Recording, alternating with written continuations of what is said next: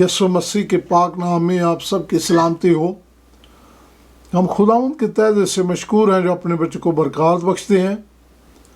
और आज हम फिर खुदावंद के कलाम के साथ आपके साथ हाजिर हैं। आज जिस मज़मून पर हम गौर करना चाहते हैं वो माशरे में बढ़ती हुई बुराइयां और जो दुनिया के हालात हैं उसके मतलब हम आज खुदावंद के ज़िंदा कलाम में से देखेंगे। और जो मज़मून है हमारा वो है बढ़ते हुए जुर्म, ग्रोइंग वायलेंस। इससे पहले कि खुदा का पाक कलाम खोलें हम दुआ करेंगे। आसमान और ज़मीन के खालिक और मालिक, हमें प्यार करने वाले ज़िंदा आसमानी बाप, तेरा शुक्र, तेरी तारीफ़, तेरी तमजीद हो। जैसे खुदा हम आज तेरे पाक कलाम को खोलते हैं तो तेरे रूह का मसा मांगते हैं और चाहते हैं खुदा इसके वसीला से हम बरकत हासिल कर सकें। तेरे पाक और मुकद्दस नाम से मांग लेते हैं, आमीन। हर इंसान के दिल में ख्वाहिश होती है कि इस दुनिया में अमन और इत्मीनान हो, लेकिन जब हम मुआशरे को देखते हैं, हालात को देखते हैं, तो हम देखते हैं कि कहीं भी अमन और सलामती नहीं है। बेशक दुनिया के लीडर, चर्चेस के लोग और सारी दुनिया ये इस बात की दावा करती है कि जब हम इकट्ठे होंगे, जब हम मुत्तहिद हो जाएंगे तो वहाँ पर अमन होगा, लेकिन ये अमन कायम नहीं रह सका अभी तक, क्योंकि कलाम मुक़द्दस में लिखा है कि लोग आखिरी वक्त में कहते होंगे कि अमन और सलामती है, लेकिन दुनिया में अमन और सलामती ना पाई जाएगी। आज जब हम देखते हैं कि दुनिया के बढ़ते हुए जराइम क्या है, तो हम देखते हैं कि इंसान एक दूसरे को हकीर नज़र से देखता है। दुनिया में नफ़रत बढ़ती जा रही है, ख़ानदानों में झगड़े, माशरे में हकारत, कौमों में नफ़रत, मुल्कों में जंग, माशरे में जुल्म, कत्ल व गारत, नस्ल परस्ती, नस्ल कशी, स्कूलों कॉलेजों में कत्ल व गारत, जुर्म, नशा, बहन भाइयों में जुदाई, ख़वातीन पर जुल्म, बच्चों पर तशद्दुद, बेहयाई, बेशर्मी, बेहुदा ज़बान, रिश्वत, गलीज़ सोच, ज़नाकारी, चोरी, धोखाधड़ी, बेरोज़गारी, लालच, इंसाफ, इल्ज़ाम तराशी, गुस्सा, इस तरह की बातें जो हैं वो पूरी दुनिया में जन्म ले रही हैं और इनको कोई रोक नहीं सका, क्योंकि इंसान बेशक जितनी भी कोशिश करता है उसके बावजूद इंसान इस चीज़ को इन चीज़ों को दूर नहीं कर सकता। जब हम कलाम मुक़द्दस में इस बात को देखते हैं तो कलाम मुक़द्दस इस बात की वजाहत करते हैं कि ऐसा क्यों है। जब हम रोमियो का ख़त और उसका पहला बाब देखते हैं तो खुदावंद के कलाम में ये बात बहुत साल पहले बताई गई थी कि जब इंसान ज़िंदगी बसर करेंगे और ख़ास तौर पर खुदा से दूर हो जाएंगे तो उस वक़्त दुनिया में क्या होगा। लिखा है, इस वास्ते खुदा ने जब इंसानों ने खुदा को रद्द कर दिया, उसकी आवाज़ को सुनना बंद कर दिया, रूह कुदस की तहरीक को जो खुदा उनको बताना चाहता था उससे वो दूर हो गए, तो लिखा उन्होंने अपने दिल की ख्वाहिशों के मुताबिक ज़िंदगी बसर करना शुरू कर दी। और आज इंसान जो है वो अपनी ख्वाहिश के मुताबिक ज़िंदगी बसर कर रहा है, और लिखा है इसलिए कि वो नापाक हरकतें करेंगे। जब वो खुदा के कलाम को तर्क कर देंगे, खुदा की आवाज़ को सुनना छोड़ देंगे, तो लिखा है वो नापाक हरकतें करेंगे और बेहुरमती की ज़िंदगी बसर करेंगे और सच्चाई को छोड़कर झूठ और बदी का सहारा लेंगे और मखलूक़ात की مخلوقات کی پرستش کریں گے، سچی عبادت کو لوگ ترک کر دیں گے۔ اور خدا نے جب لوگوں نے خدا کو ترک کر دیا تو لکھا ہے خدا نے بھی ان کو شبد پرستی میں چھوڑ دیا، یہاں تک کہ عورتوں نے اپنی طبی کام سے زندگی بدل لی، اور مرد بھی عورتوں سے طبی کام چھوڑ کر آپس میں شبد پرستی میں اور مستی میں آ گئے۔ اور لکھا ہے اسی لیے انہوں نے روح سیاہی کے کام جو تھے وہ کرنے شروع کیے۔ یعنی جب انسان نے خدا کو رد کر دیا، جب خدا کی آواز کو سننا چھوڑ دیا، تو خدا نے اپنا روح ان سے پیچھے ہٹا لیا، اور اس وجہ سے انسانی سوچ، انسانی کام، انسانی باتیں وہ ناپاکی کی طرف چلے گئے۔ اور لکھا ہے اسی طرح انہوں نے خدا کو پہچاننا پسند نہ کیا، خدا نے بھی ان کو ناپسندیدہ عقل کے حوالے کر دیا تاکہ وہ نالائق حرکتیں کریں۔ یعنی جب خدا کو انسان نے رد کر دیا تو خدا کا روح ان سے جدا ہو گیا، اور انہوں نے ناپاک حرکتیں شروع کر دی، نالائق حرکتیں شروع کر دی۔ اور اس طرح کی لکھا ہے کہ وہ ناراضی میں، بدی میں، لالچ میں، بدخواہی میں، حسد میں، خون ریزی میں، جھگڑے میں، مکاری میں، بغض میں اور مغروری میں، لکھا ہے ان سب باتوں میں لوگ جو ہے وہ مصروف ہو گئے، اور خدا کی نظر میں انہوں نے مغروری کے کام اور بدی کی زندگی بسر کرنا شروع کر دی، اور ظلم اور تشدد اور یہ سب کچھ ہوا۔ اس لیے خدا کا کلام اصل میں یہ بتاتا ہے کہ عزیزو، جب آج دنیا میں جرائم بڑھ گئے ہیں یا بڑھ رہے ہیں تو اس کی وجہ یہی ہے کیونکہ انسان نے خدا کی آواز کو، خدا کے کلام کو، خدا کی باتوں کو سننا جو ہے وہ رد کر دیا ہے۔ جب لوگ خدا سے دور چلے جائیں گے تو اسی طرح لوگ جو ہے وہ بدی کی زندگی بسر کریں گے، کیونکہ لکھا ہے کہ جیسے نوح کے دنوں میں ہوا اس طرح آج ہو رہا ہے۔ جب نوح کے وقت میں گناہ بڑھ گیا تو لکھا ہے خدا نے اس وقت زمین پر پانی بھیج کر اس بدی کو ختم کر دیا، اور اس کے ساتھ انسان بھی ختم ہو گئے۔ جب متی رسول کی انجیل اور اس کا 15 باب اور اس کے 18 آیت میں دیکھتے ہیں تو خدا کے کلام میں مرقوم ہے، لکھا ہے جو دل سے باتیں نکلتی ہیں وہی آدمی کو ناپاک کرتی ہیں، اور وہی باتیں انسان کے منہ پر آتی ہیں جو اس کے دل میں ہوتا ہے۔ اور دل میں کیا باتیں پائی جاتی ہیں؟ لکھا ہے جیسے خون ریزیاں ہیں، زنا کاریاں ہیں، حرام کاریاں ہیں، چوریاں ہیں، جھوٹی گواہی، بدگوئی، غصہ، مغروری اور ہر طرح کا غلط کام جو ہے وہ پائے جاتے ہیں۔ اسی لیے خدا کے کلام میں یہ بات لکھی ہے کہ جو کوئی انسان جیسے انسان سوچتا ہے وہی باتیں اس کی زبان پر آتی ہیں۔ تو اس کا مطلب یہی ہے کہ سب سے پہلے اگر انسان خدا کو پانا چاہتا ہے، اگر انسان معاشرے کو ٹھیک کرنا چاہتا ہے، اگر انسان اپنی زندگی کو ٹھیک کرنا چاہتا ہے، تو سب سے پہلے یہی ہے کہ انسان خدا کو پہچانے، انسان خدا کے کلام کو پہچانے، انسان خدا کے کلام کا مطالعہ کرے، انسان دعا کرنا سیکھے، خدا کے ساتھ چلنا سیکھے۔ اور جب انسان اپنی زندگی کو بدل دے گا، توبہ کرے گا، تو خدا کا روح اس کی زندگی میں کام کرے گا، اور وہ اپنی زندگی کی راہیں بدل لے گا اور خدا کے کلام کو پہچان لے گا۔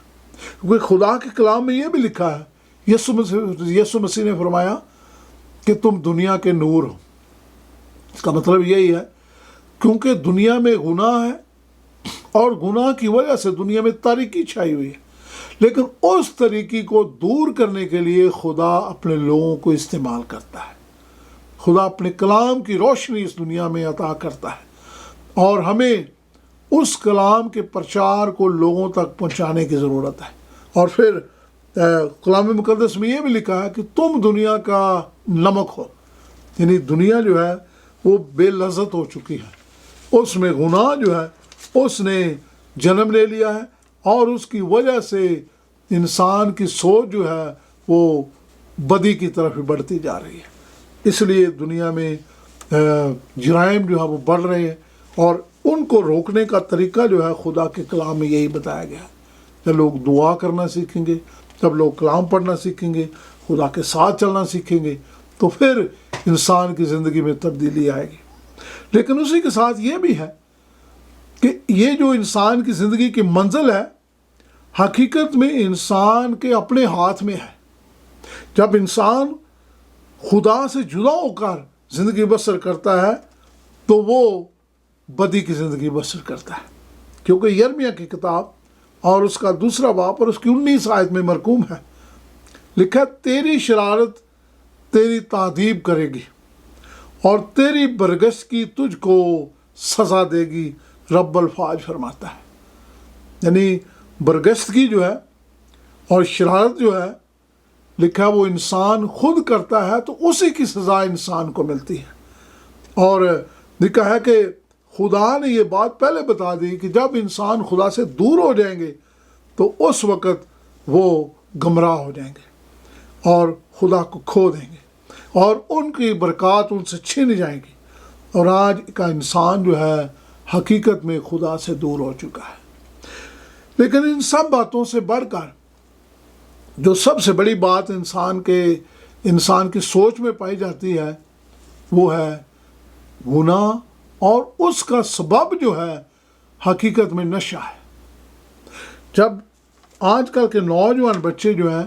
وہ نشے میں پڑے جاتے ہیں یا بڑے نشے میں پڑے جاتے ہیں تو وہ حقیقت میں اپنی سوچ ان کی ختم ہو جاتی ہے، اور یہ نشہ پینے کا بھی ہو سکتا ہے، یہ نشہ گناہ کا بھی ہو سکتا ہے، یہ نشہ پیسے کا بھی ہو سکتا ہے، یہ نشہ جو ہے انسانی غلط سوچ کا ہو سکتا ہے، یا کسی قسم کی وہ چیز جو انسان کے ذہن کو خراب کرتی ہے۔ لیکن سب سے بڑی چیز یہ ہے، دیکھو آج کل جو ٹی وی کے پروگرامز ہیں، بے شک ان میں بہت سارے انٹرٹینمنٹ پائی جاتی ہے، لیکن اسی کے ساتھ جو ہیں بہت ساری ایسی باتیں بھی ہیں انسان وہ دیکھنا چاہتا ہے جو اس کے دل کو پسند ہے، جیسے غلیظ قسم کی فلمیں، غلیظ قسم کے پروگرام، غلیظ قسم کے